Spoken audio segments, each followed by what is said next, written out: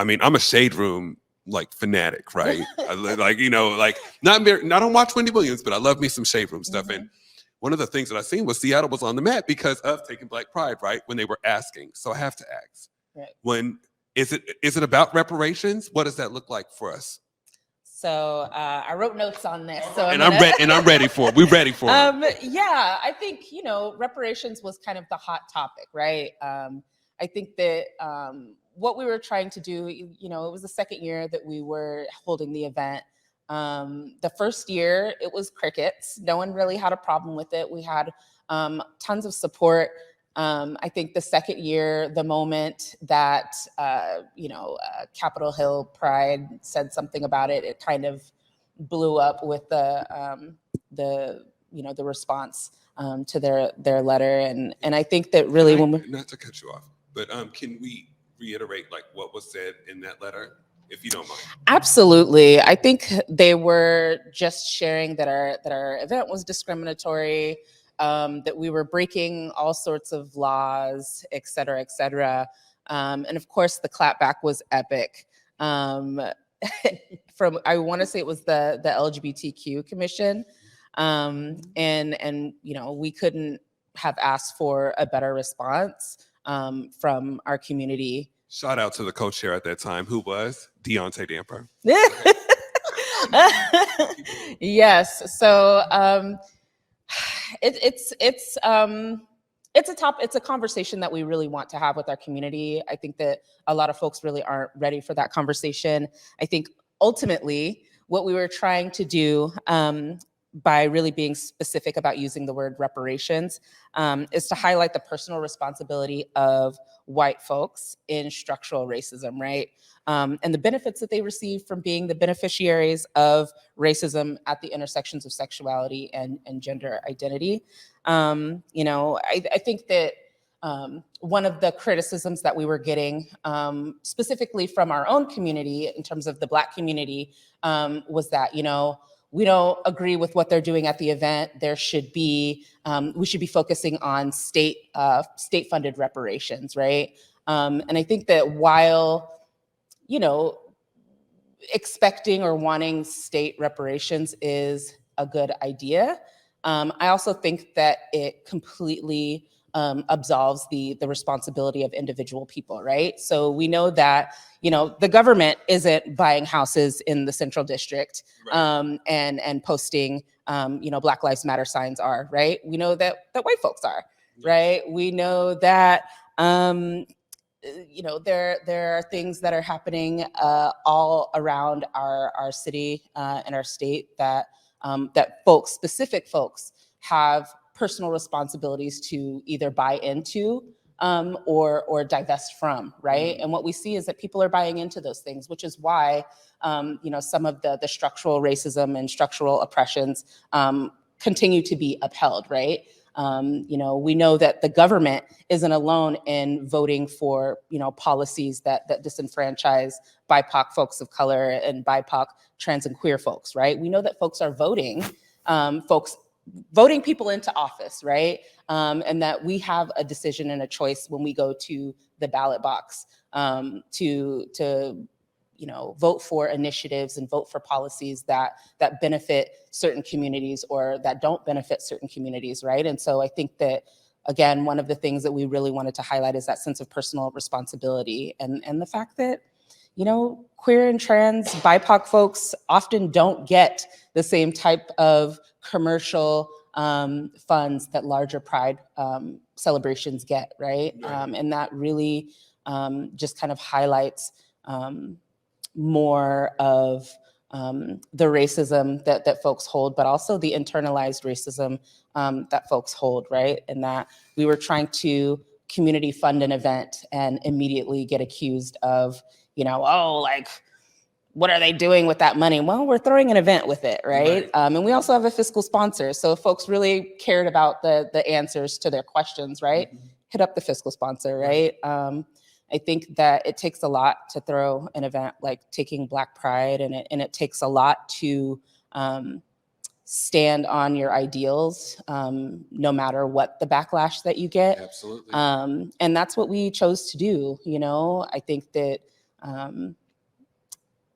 it was the right thing to do. And if not us taking care of our community, then who? Yeah. And I think that one of the things that I've realized, especially during months like this, right, in the challenges that have came, even watching our community members throw those type of stones, right? And I'm just going to look in the camera and say this, you can also have racial undertones if you are LGBTQIA. Okay. Absolutely. Let's 100%. it's such a hurtful thing, right? Because it's like, well, what about us? Well, wait a minute. Well, it's wild that you say that, because the most, the most horrible, vitriolic, like horrible things that we heard from people were from white gay men. White gay men and BIPOC folks with white partners. Okay. Which is interesting. Outside of the that'll also be another discussion here on the show, but we'll talk about that later. Outside of the right wing, whatever folks, but those are things that really, I don't want to say surprised us, but surprised us at the same time. You know what I mean? I was just like, what is going on right now? Mm-hmm.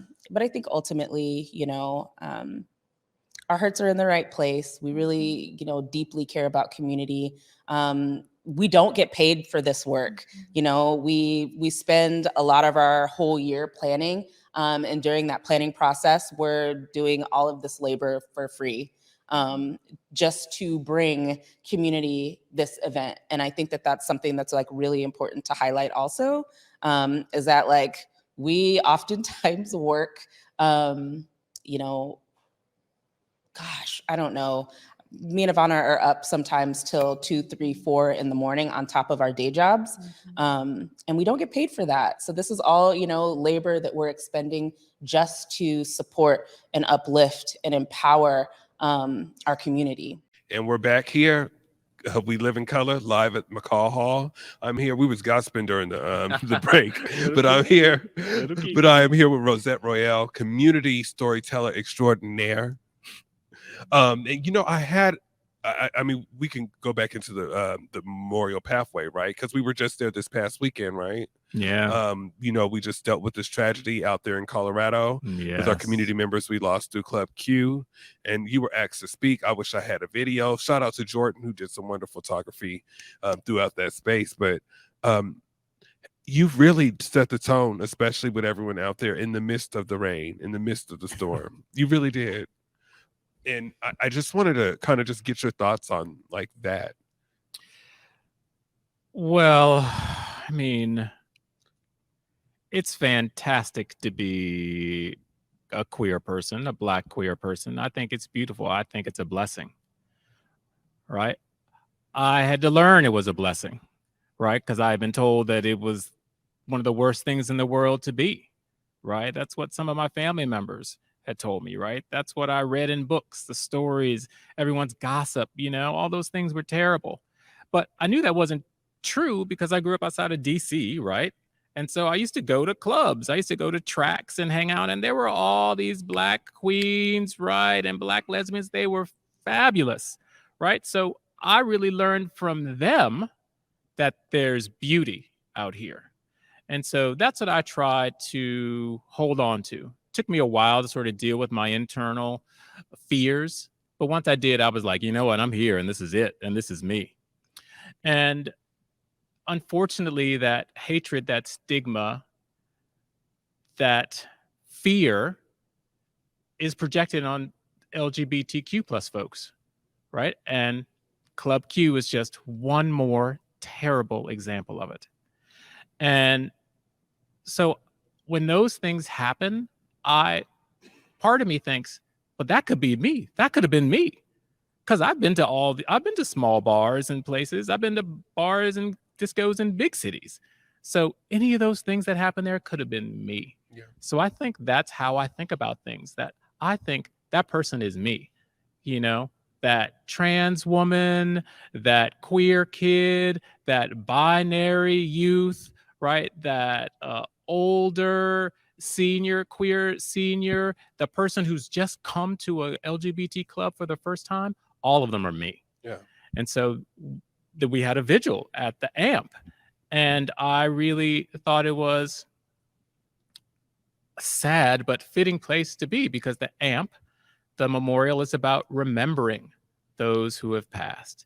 And here we were sadly joined together again, talking about people who had passed in a very violent, terrible, terrifying way. Yeah. And it's just the reaction from community members. I feel that although they say like, oh, this is a tragedy towards gun violence, it's like, no, what we've been dealing with genocide in our community towards LGBTQ community members, and let's acknowledge the whole truth, right? Yes. And that goes for community city council representatives, that goes for people in the mayor's departments and governors and people that are writing policies. If we're not in my thoughts, like if we're not intentional about that, we'll forever there will be constant club cues and in spaces of hate where people can just be open to hate. Yes. So It'll just it's on like this terrible cycle of repeat. It's like you're kind of waiting for something. And who wants to go through life waiting for tragedy? I'm ready, like, like she said, waiting to exhale, right? Like, know that's here right. we are. Yeah. I'm waiting to exhale. Yes, truth.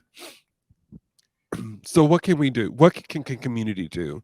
I'm just actually really happy that I'm in this moment in McCall Hall with you. You are a mentor and a dear friend to me. And you are a visionary.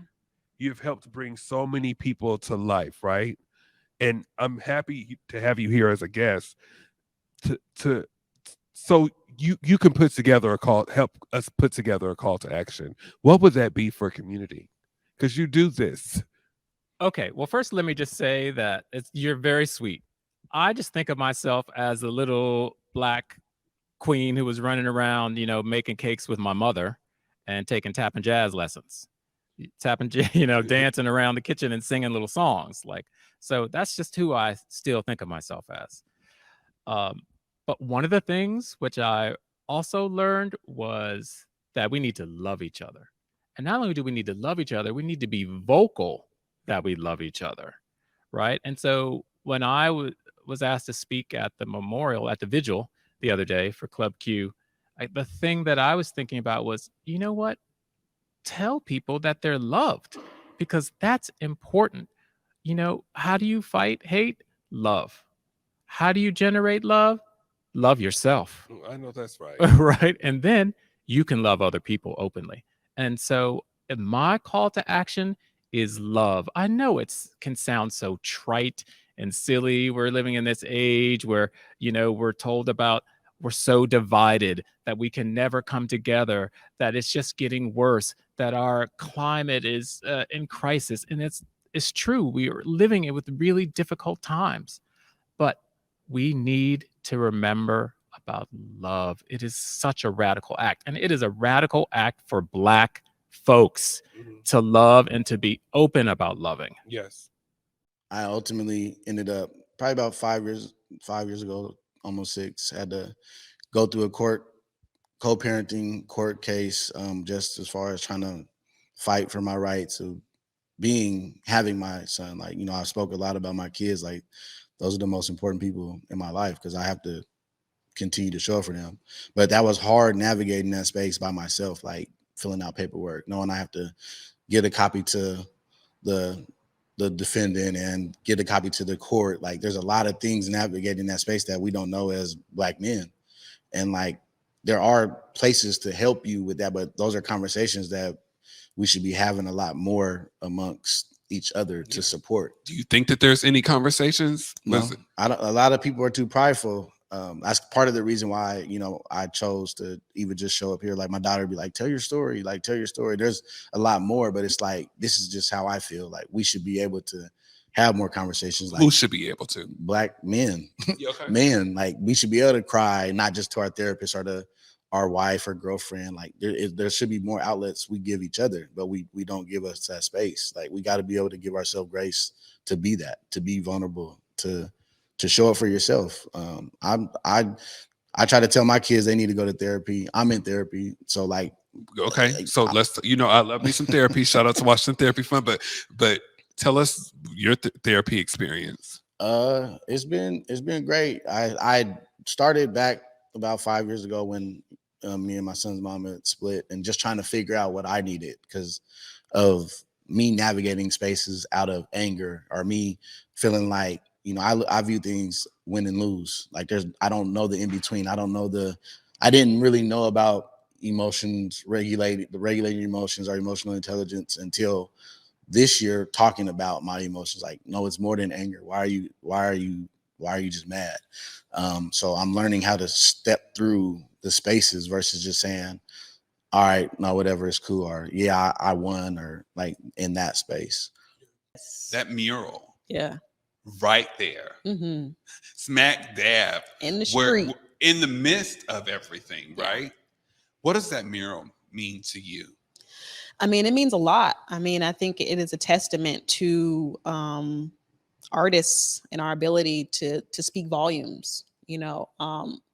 Before we did the mural, obviously we're going through pandemic and quarantine, and the entire city is boarded up and everybody is in their houses, and we don't know what's going to happen next, right? So we're in that space. Millions of people are dying. People are losing their family, their friends. They can't touch them. They can't be with them in their final moments. There's no mourning. There's no grieving. There's no nothing. It's just chaos around the world. So that's where we are. And then a Black man is murdered by the police. Yeah. So when that happened, I went numb. Like I couldn't believe that we were back there after all the shit we had been through. Yeah. This is what the order of events looks like. Yeah. I always joke that Jesus could come down from the sky and a Black man would still get murdered. There is no stopping whatever that is, So when that happened, I was like, okay, I spent maybe like 4 or so days just couldn't move, couldn't talk, couldn't eat, couldn't think. And then the shit started. So I live right by the courthouse. So that's where all the protests initially began. Yeah. So I was hearing the choppers, I was hearing the flash grenades, I was hearing the bombs, I was hearing the screaming, outside of my window on a constant basis. I'm seeing on the news, and I'm seeing through Omari's feed and through Futures Crystal's feeds what's going on Capitol Hill and how police are treating regular people, because of what's happening. And a fire was lit. I was like, okay, we got to do something. I'm not a protester. I'm not a in the streets on the front lines kind of person, but I am an artist, and I was like, okay, if I can't put my energy there, I'm going to put it here. And so that opportunity, we call it VMC, we call it divine timing. Yeah. What that was, because everything was it wasn't supposed to happen the way that it did, right? It was 48-hour effort that led to that mural being created. And a lot of people on the ground in the Chop Chaz, helped us out to clear that area, to actually clear the space for that to exist. And all the artists that I called answered, so there was 2 really big things that could have very well not happened. Yeah. That actually did, that led to that mural being created. So yeah. And then it was seen around the world. Yeah. Seen around the world. Yeah. And Erykah Badu says this quote, "I'm an artist, and I am sensitive about my ish." Yes, right? ma'am. So I would have to ask, right? There was I remember there was just a point where they were trying to get rid of the art. Yes. First of all, screw whoever was trying to get rid of the art. Yeah. But in the meantime, yeah. Can you walk me through that process? Because it's like they reached out to someone else. Yes. About it. Yeah. And I mean, I know this person, right? And can you walk me through how that made you feel, right? Yeah. Because I know, and I've heard this before, that this happens to Black women artists constantly. Yeah. If you could. For sure. About a month later, after the original mural was created, after it was created and it was seen around the world, then the city reached out to us because I think they knew that they couldn't just get rid of it without causing another uproar, right? Because of the scale, because of what it said, because of where it was. they couldn't just buff it like they tried to buff everything else. You know, they literally scored the street of all of that art that happened in the Chop Chaz once they swept it. You know, our mural was the only thing that existed for a while. So we were in conversation with them, and somehow another person got through the chain of command and got permission to clean our mural.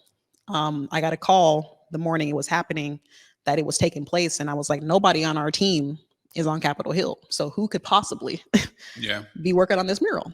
So I go up there, and sure enough, it was a person in community that we know, that knows us, that has our phone numbers. You know, could have called, could have said what's up. But they took matters into their own hands and actually ended up doing more harm than good.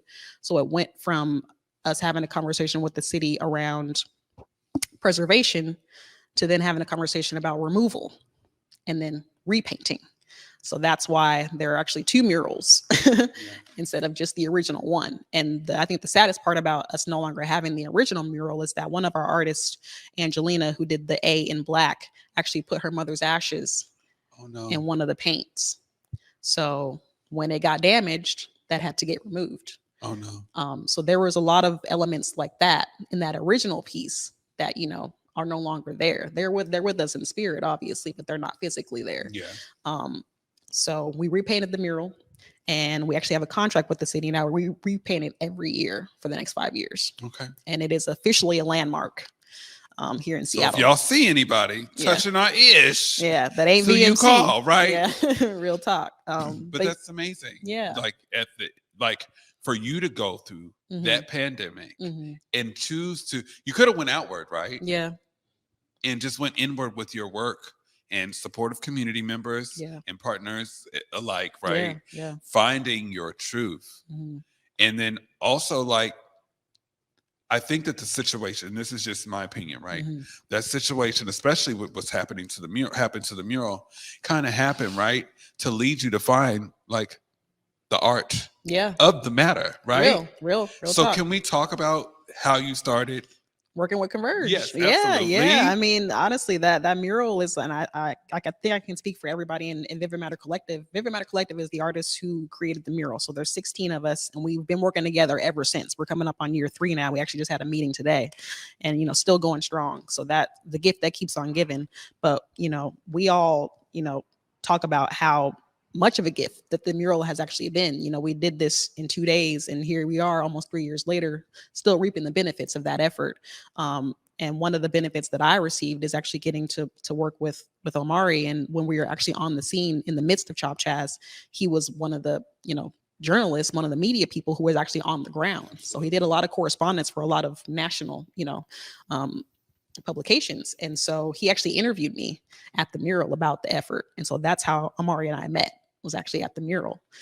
We had a couple more, you know, interviews over time. And then, you know, there was an idea for a show around artists that Converge wanted to develop. And he called me to host. And the rest is history. The rest is history. Yeah. The rest Been rocking is history. ever since. Okay, and we're back. Okay, y'all. I done put on the harness.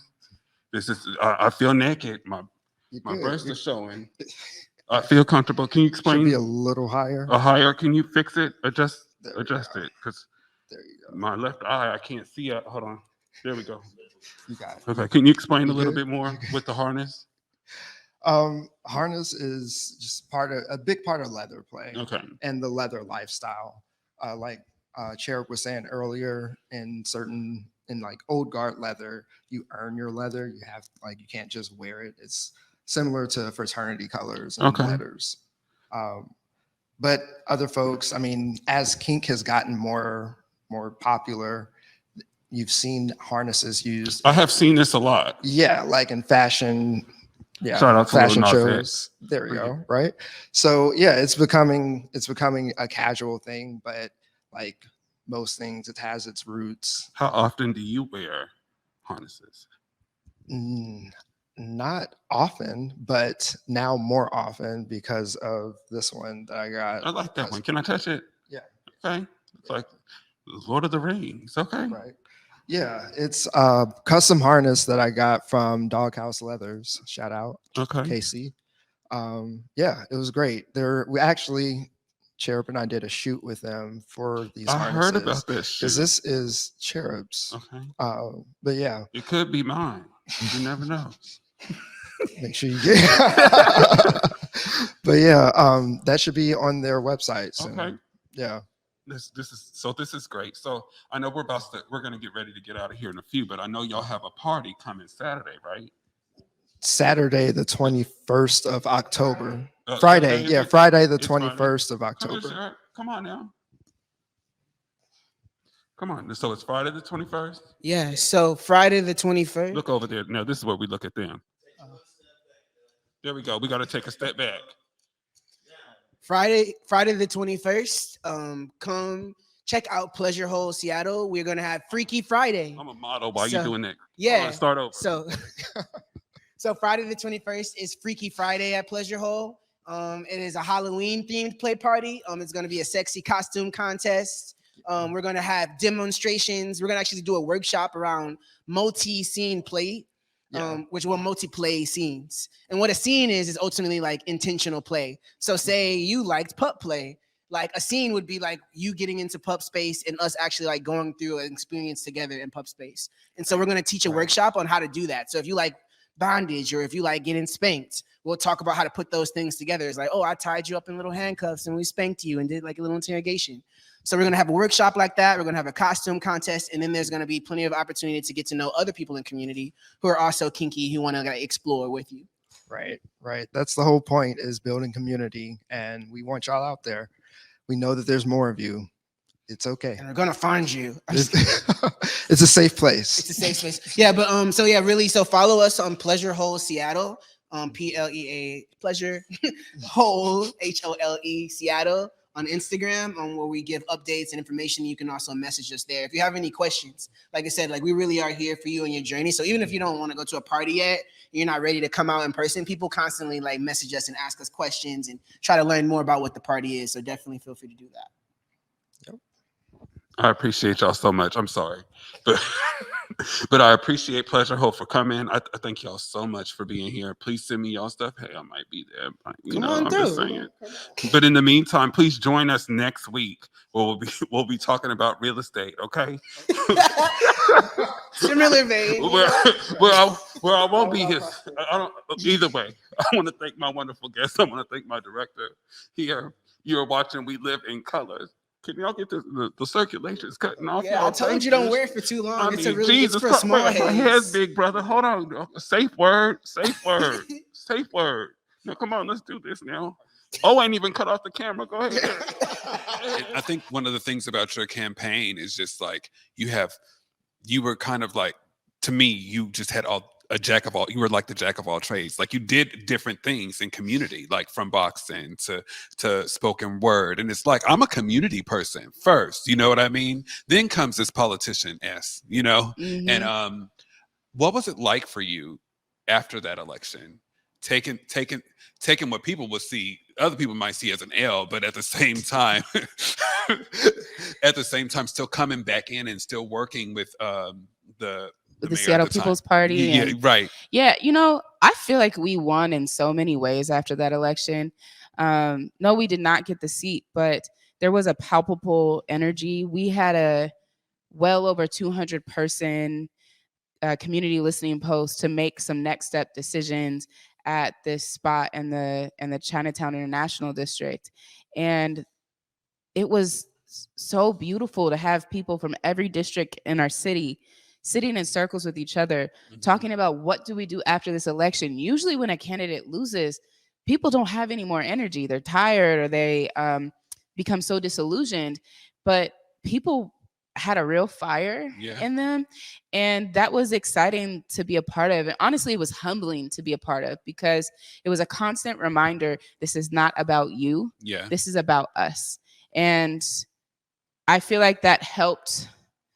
It was like some sugar to help the medicine go down of the various frustrations, because right after that election, there was like everyone telling me to endorse Carrie Moon and like, you owe it to us. And I just didn't feel like I had the relationship with her to make an endorsement where if there was some stuff she was doing I didn't agree with once she was elected, right, that I could sit down with her, call her on the phone and be like, hey, not good, not cool. Like, let's make it, you got to do differently. And I feel like we owe it to our communities to be responsible with our social capital. Mhm. And so then we hosted the debate between Jenny and Carrie, and there were 500 people in the room What? at a church on Beacon Hill. And we really got to move forward a community agenda in that moment. And it showed me how powerful we can be when we come together with a shared vision. Not a party. This wasn't about a party. This was about a shared vision of what our community needs to be and what it can be.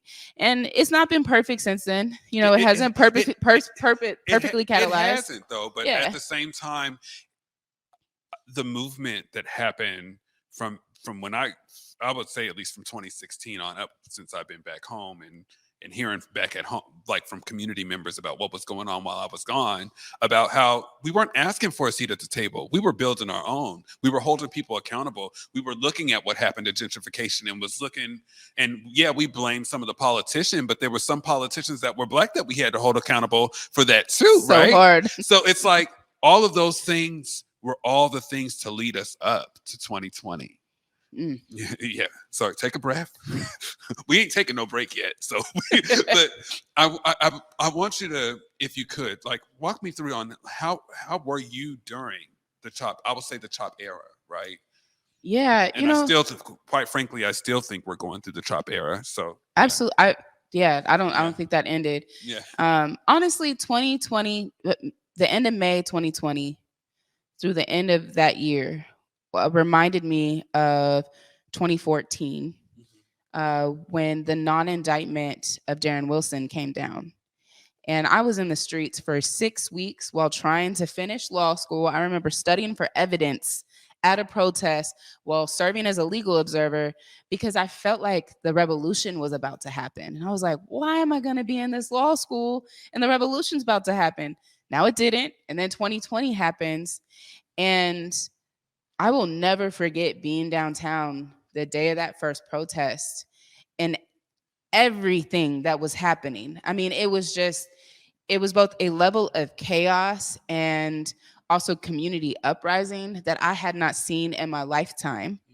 And I once again thought the revolution is about to happen, but in a totally different way. Here we are all afraid of this deadly disease.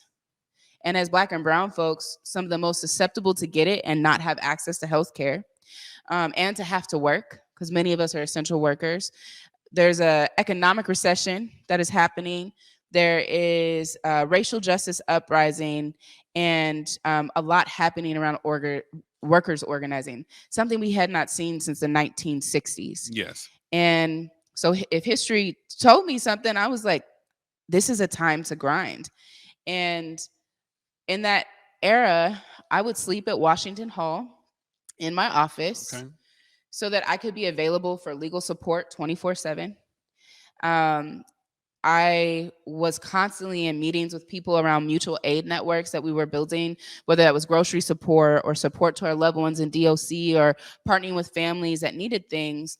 And then I was still executive director of creative justice while we were trying to run, at the time, my co-director was Aaron Counts.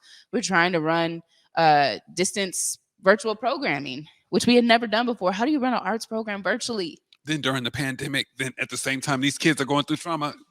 We're going through trauma. Right. And there was also the complexity of, I didn't necessarily view myself as like in the CHOP as much as I viewed the CHOP as a place many of us would go to know what was happening in the streets. And as the media would have it, as narratives would do, they wanted to create who they thought was the head or was this thing or That was was that a lot. thing. And constantly pushing back against Right. that, of being like, no, this is decentralized. Right. And I don't remember, but Boots, you know who you are. It's going to look at the screen and just Bringing go Boots back. Just rewind it back. But yeah. That was an interesting time. Yeah. Yes, it But was. I'll never forget June 3rd when we put out a call on the internet, June 2nd at 11:30 p.m. at night. And then showed up at Cal Anderson at 1 p.m. on June 3rd. And we had our demands, defund SPD, invest in Black community, and free all protesters. And 12,000 people showed up overnight to march, and getting to City Hall as people are cheering and chanting.